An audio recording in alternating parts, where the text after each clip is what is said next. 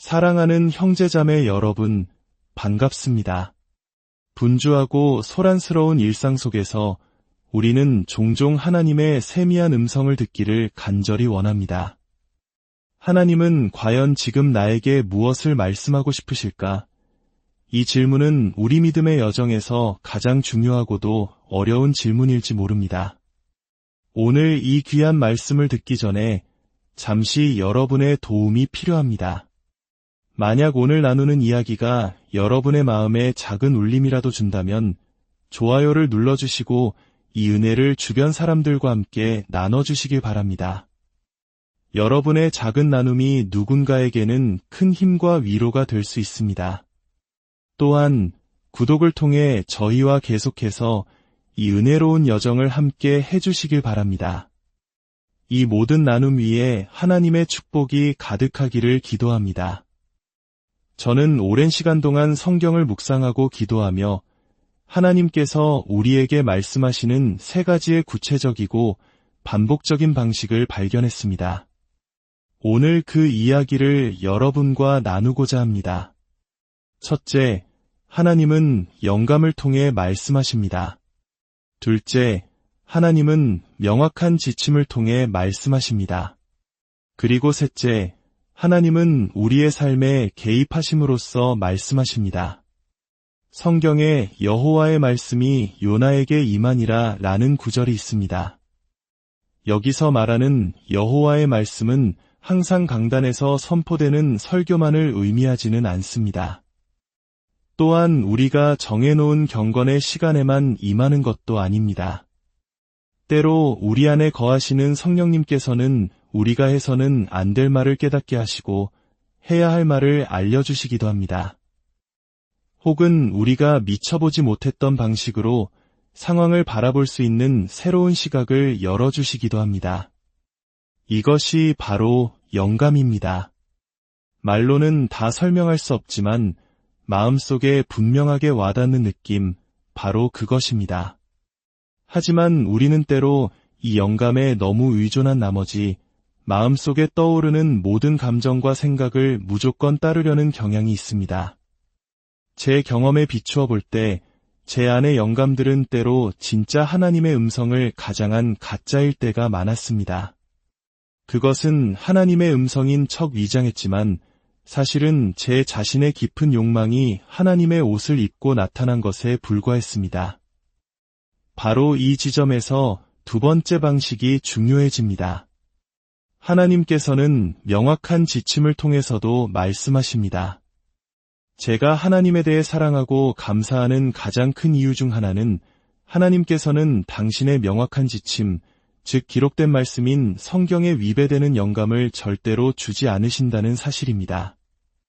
예를 들어 아무리 어떤 사람에게 강한 끌림을 느낀다고 해도 그 사람이 이미 결혼한 사람이라면 우리는 그 상황에 대한 하나님의 명확한 지침을 이미 받은 것입니다. 그 사람의 이름이 나의 돌아가신 할머니의 이름과 같다는 식의 개인적인 감정은 이 상황과 아무런 관련이 없습니다. 우리에게는 이미 하나님의 분명한 지침이 있기 때문입니다. 때로는 우리가 하나님의 명확한 말씀에 순종하고 싶지 않기 때문에 어떤 특별한 감정이나 생각을 기다리며 시간을 허비하기도 합니다. 우리는 요한계시록의 복잡한 예언에 몰두하며 마지막 때의 징조를 해석하려 애쓰면서도 정작 우리 삶에 직접적으로 주시는 하나님의 명령에는 눈을 감을 때가 많습니다. 고린도전서 6장 18절은 아주 명확하게 말씀하십니다. 음행을 피하라. 이것은 모호한 영감이 아니라 분명한 지침입니다. 우리는 요한계시록을 얼마든지 읽고 밑줄을 긋고 별표를 칠 수 있습니다. 하지만 그럼에도 불구하고 우리는 이 말씀에 순종해야 합니다. 왜냐하면 이것은 하나님의 명령이기 때문입니다. 하나님은 우리의 친구 같은 존재가 아니라 만물의 시작과 끝이신 알파와 오메가이시며 우리의 창조주이시기 때문입니다. 주님, 제게 말씀해 주세요. 라고 기도하십니까? 바로 여기 하나님의 말씀이 있습니다. 일주일 동안 이 말씀대로 살아보십시오. 혹은 이렇게 말할 수도 있습니다. 저는 그런 문제와는 거리가 멉니다. 제게는 어떤 말씀을 주시겠습니까? 좋습니다. 에베소서 4장 32절에는 또 다른 지침이 있습니다.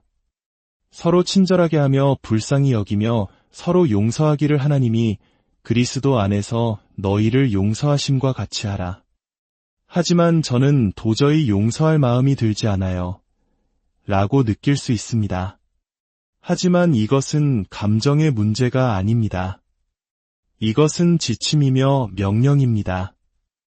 왜냐하면 우리의 하늘 아버지는 우리가 용서하지 않고서는 결코 진정한 자유를 누릴 수 없다는 것을 누구보다 잘 아시기 때문입니다. 그러므로 하나님께서 피하라고 하시면 우리는 가야만 합니다.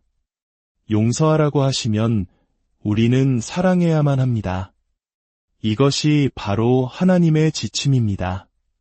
그리고 마지막으로 하나님은 우리의 삶에 직접 개입하심으로써 말씀하십니다.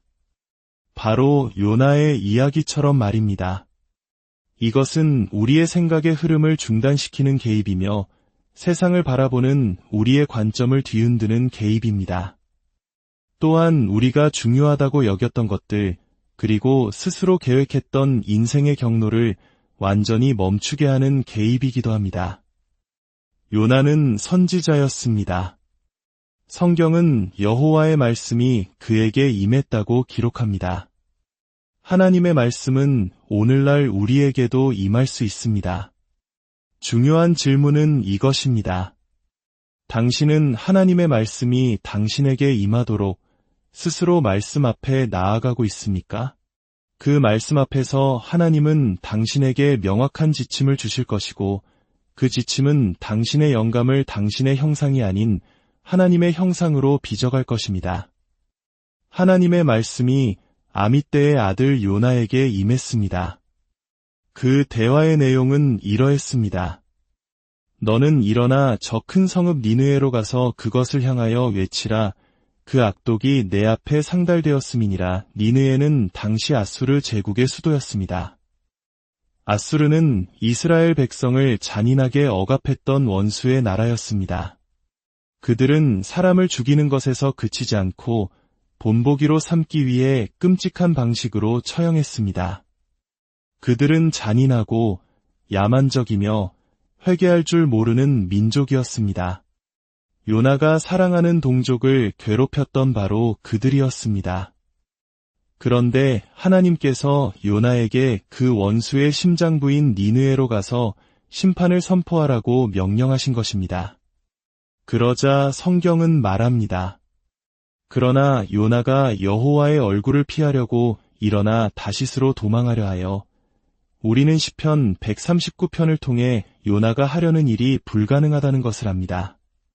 시편 기자는 고백합니다. 내가 하늘에 올라갈지라도 거기 계시며 스올에 내 자리를 펼지라도 거기 계시니이다. 우리는 하나님으로부터 도망칠 수 없습니다. 하지만 요나는 자신이 할 수 있다고 생각했습니다. 니느웨는 요나가 있던 곳에서 동쪽으로 약 800km 떨어진 곳이었습니다. 그러나 그가 도망치려 했던 다시스는 서쪽으로 무려 4000km나 떨어진 곳이었습니다. 하나님이 가라고 하신 곳보다 무려 5배나 더 먼 길을 선택한 것입니다. 그는 그렇게 하면 하나님의 명령을 피할 수 있을 것이라 생각했습니다. 우리도 마찬가지입니다. 혹시 우리 삶에도 도망치려고 했던 것들이 있지 않습니까? 다른 도시로 이사가면 모든 게 해결될 거야 라고 생각했을지도 모릅니다.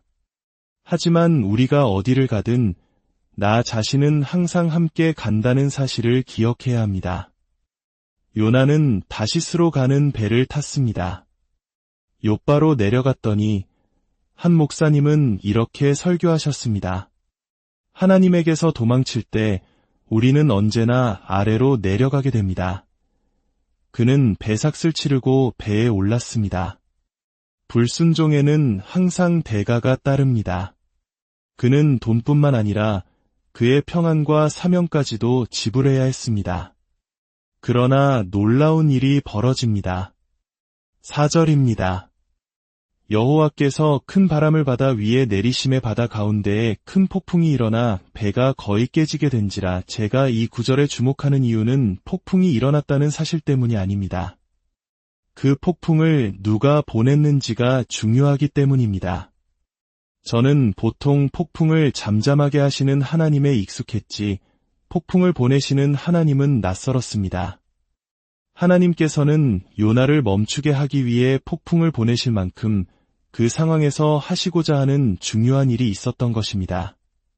배에 탄 사공들은 두려움에 떨었습니다. 그들은 요나가 믿는 하나님을 알지 못했습니다.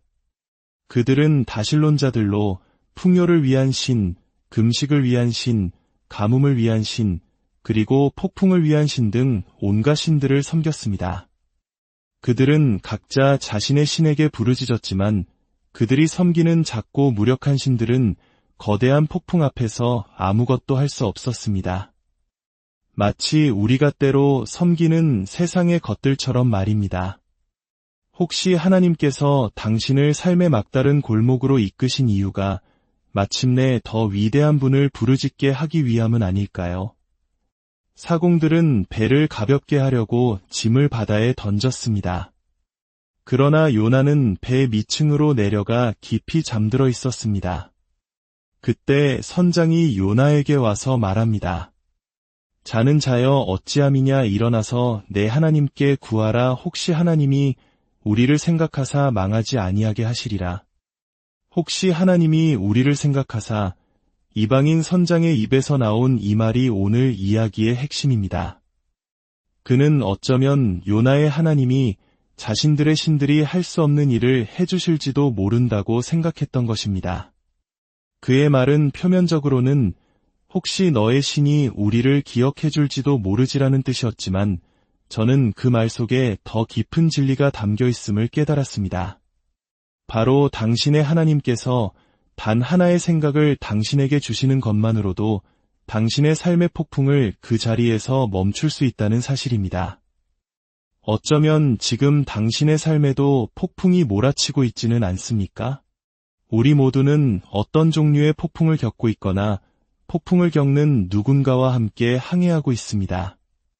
지금 이 순간 우리에게 가장 필요한 기도는 이것이 아닐까요? 하나님, 저를 생각하여 주옵소서. 하나님의 생각은 너무나 귀하고 보배롭습니다. 때로 우리는 하나님, 무언가 행하여 주옵소서라고 기도하지만 하나님은 오히려 우리가 무언가 생각하기를 원하고 계실지 모릅니다. 왜냐하면 우리가 지금까지 해왔던 것과는 다른 생각을 하기 전까지는 하나님께서도 다른 일을 행하실 수 없기 때문입니다. 하나님은 폭풍을 보내셨습니다. 그리고 그 폭풍 속에서 요나는 선택을 해야 했습니다.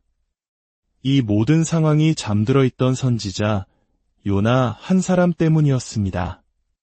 이제 우리는 공황에 빠진 이방인들과 자기 연민에 빠진 선지자, 그리고 그 모든 것을 주관하시는 하나님을 봅니다.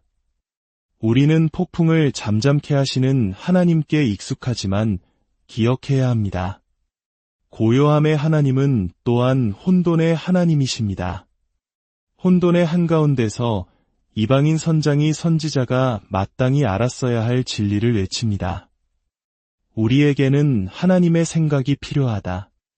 우리 가정에 하나님의 개입이 필요합니다. 우리 관계에, 내 사업에, 내 건강에 하나님이 일해주셔야 합니다. 의사를 만나러 갈 때도 주님이 동행해 주셔야 합니다. 저는 주님께 부르짖는 것을 부끄러워하지 않습니다. 결국 요나는 이 모든 것이 자신의 잘못임을 고백합니다. 그리고 사람들은 깨닫습니다. 배에 실린 화물을 아무리 많이 버려도 소용없다는 것을, 문제의 근원인 요나를 처리하기 전까지는 혼돈이 계속될 것이라는 사실을 말입니다. 우리는 삶의 혼돈을 해결하기 위해 얼마나 많은 것을 버려야 할까요? 진정한 문제인 내 안의 요나를 버리기 전까지는 말입니다. 내 안의 요나란 무엇일까요? 그것은 예수님께서 내 삶의 평안과 영혼의 선장이 되시는 것을 가로막는 모든 것입니다. 내 안의 불순종, 교만, 잘못된 생각들, 그것이 바로 우리가 버려야 할 요나입니다. 잘못된 생각 하나가 당신의 삶에서 얼마나 많은 것을 앗아갔습니까? 요나는 그 대가로 평안을 잃었고 하마터면 그의 사명마저 잃을 뻔했습니다. 오늘 이야기를 듣고 계신 사랑하는 여러분, 당신의 하나님, 영감과 지침, 그리고 때로는 삶의 개입을 통해 말씀하시는 그 하나님께서 지금 당신의 삶에 불어닥친 폭풍을 사용하여 당신에게 하나의 생각을 주시려는 것일지도 모릅니다. 부디 그 음성을 들으시길 바랍니다. 이 시간 듣는 모든 분들의 삶 가운데 주님의 귀한 생각이 임하기를 기도합니다. 당신의 폭풍 속에서 그분의 음성을 분명히 듣고 그분의 인도하심을 따라 다시 평안의 항구로 나아가시기를 축복합니다. 당신과 당신의 가정 위에 주님의 평강과 은혜가 늘 함께하기를 간절히 기도합니다. 오늘의 말씀이 당신에게 위로가 되었다면 이 은혜를 나누어 주시길 바랍니다. 들어주셔